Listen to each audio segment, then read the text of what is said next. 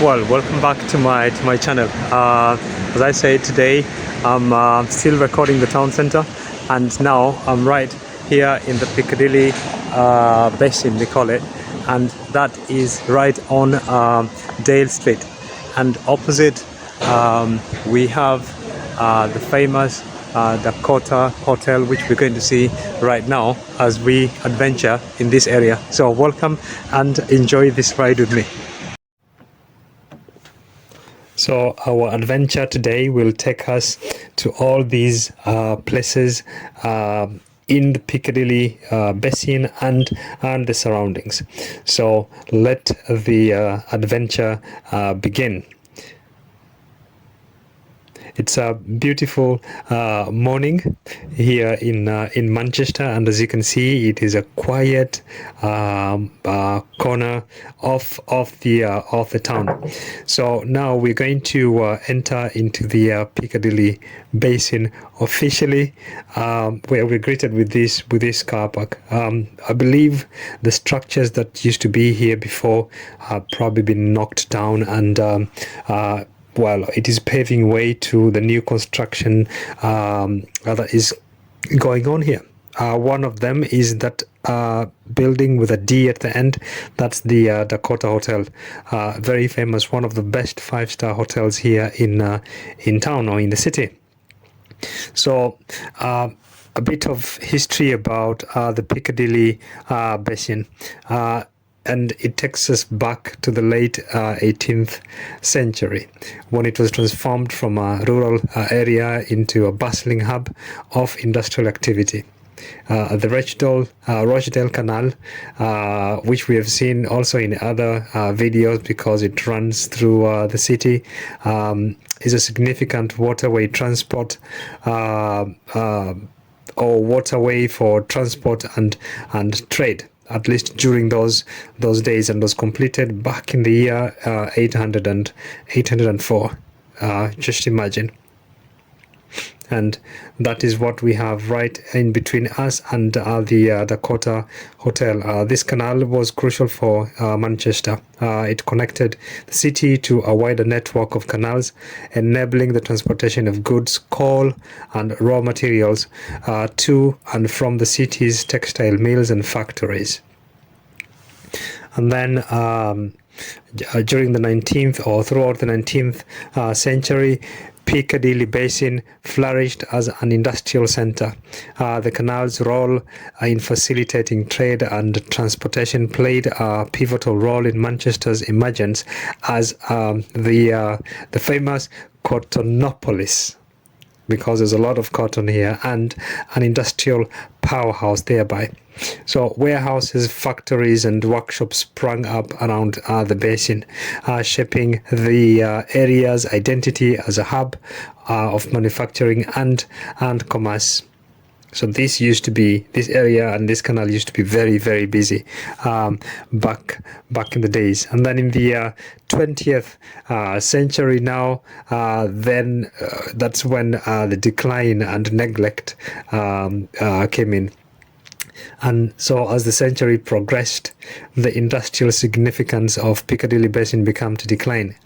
With the decline of the textile industry and changing patterns of trade, the canal's importance waned.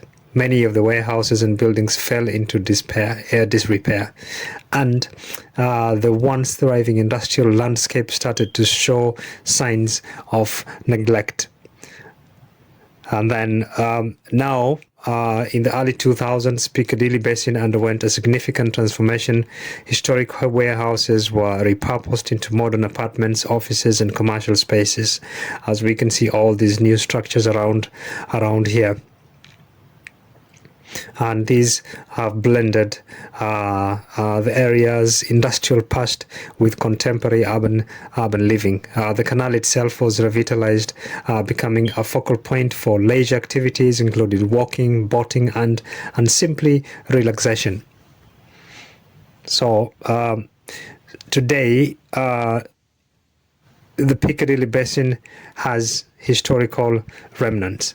It is a cultural hub, and there's a mixed use development, as we said, and there's all this urban regeneration that is going on, and has become in itself a tourist or tourism recreation.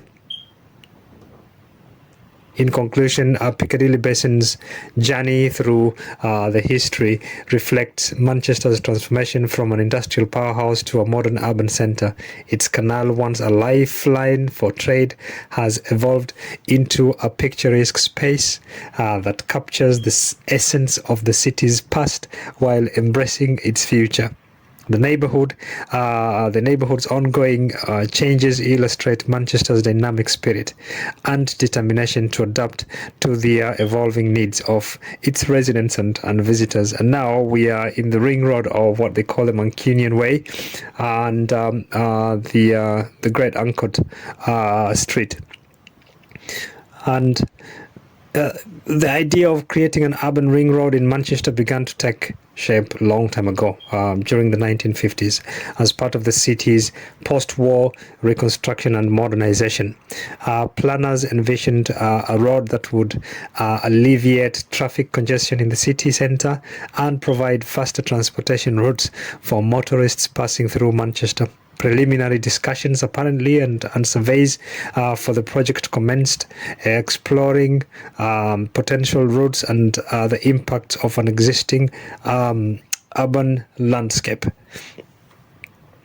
So in the 60s, construction work on the Mancunian Way began in earnest. The road was designed to be a dual carriageway with multiple lanes featuring both elevated sections and tunnels to navigate the complex urban environment.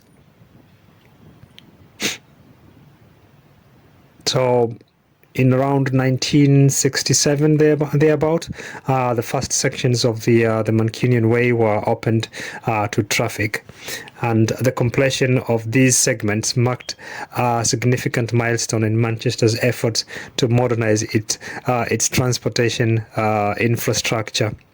And in the 70s, saw the completion of the and the opening of the remaining sections of the Mancunian Way, and the Mancunian Way today has become a key element of Manchester's urban road network, facilitating smoother movement. And we're not going to see the whole of the Mancunian Way, but just a bit of it. This is just almost the beginning.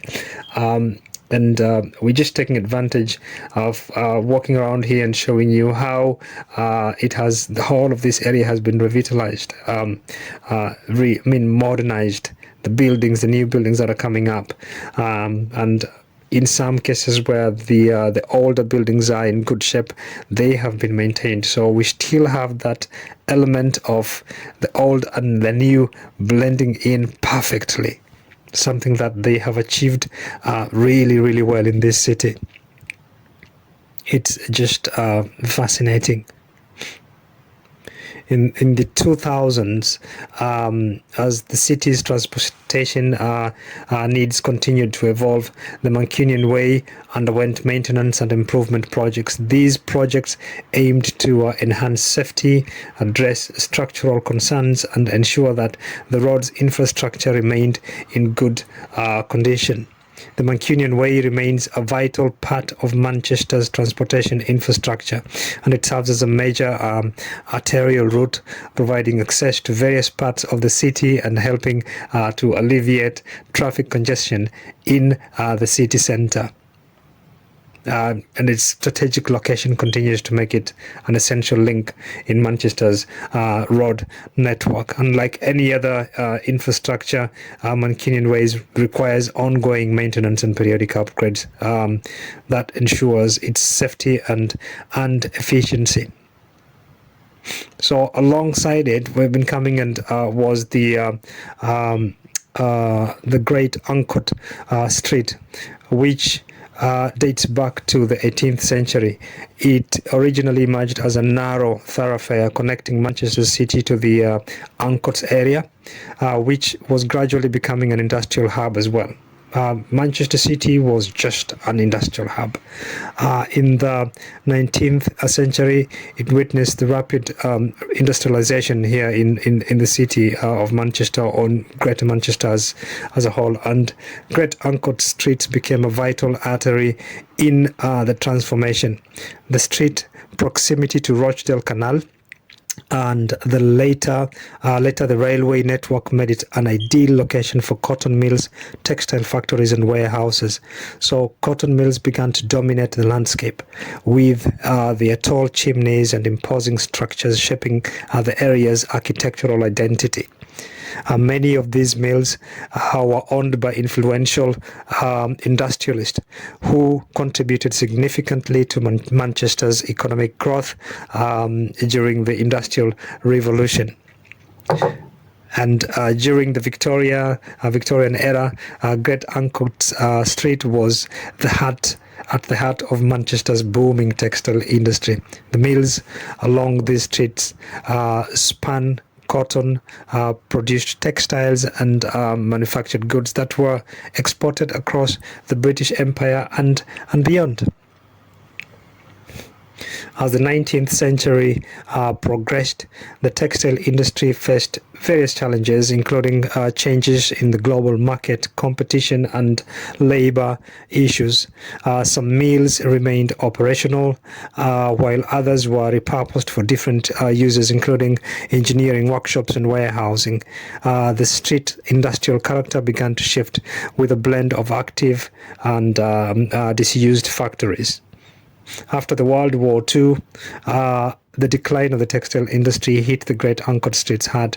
Many mills fell into disrepair and were demolished due to changing economic conditions and urban decay. And today, the efforts of regenerating this area is what you have been able to witness in this video, which I believe you have really enjoyed. So Great Ancoats Street has become a hub of creativity, attracting artists, designers and entrepreneurs, and is home to many Mancunians or people from far and beyond. Great Ancoats Street's journey through history reflects Manchester's transition from an industrial powerhouse to a modern metropolis.